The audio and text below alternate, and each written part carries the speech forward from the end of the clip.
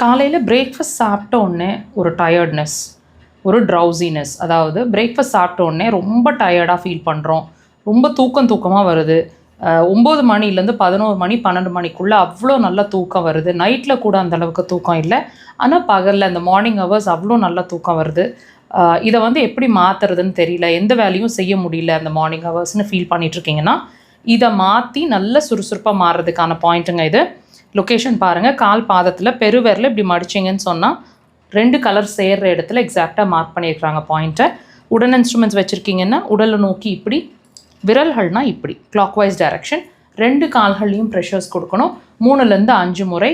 Breakfast சாப்பிட்டோன்னையும் pressures கொடுக்க ஆரம்பிக்கலாம், empty ஸ்டமக்லேயும் நீங்கள் ப்ரெஷர்ஸ் கொடுக்க ஆரம்பிக்கலாம். நீங்கள் ப்ரெஷர் கொடுத்து வித்தின் 1 or 2 டேஸ்லேயே உங்களோட பாடி நல்ல சேஞ்ச் ஆகுறது, அதாவது சுறுசுறுப்பாக மாறுறது தெரியும், நல்ல எனர்ஜெட்டிக்காக மாறுறதும் ஃபீல் பண்ணுவீங்க. கண்டினியூஸாக ஒரு 10 or 21 days ப்ரெஷர்ஸ் கொடுக்க ஆரம்பிச்சிங்கன்னா ரிசல்ட்ஸ் ரொம்ப நல்லாயிருக்கும். ட்ரை பண்ணுங்கள்.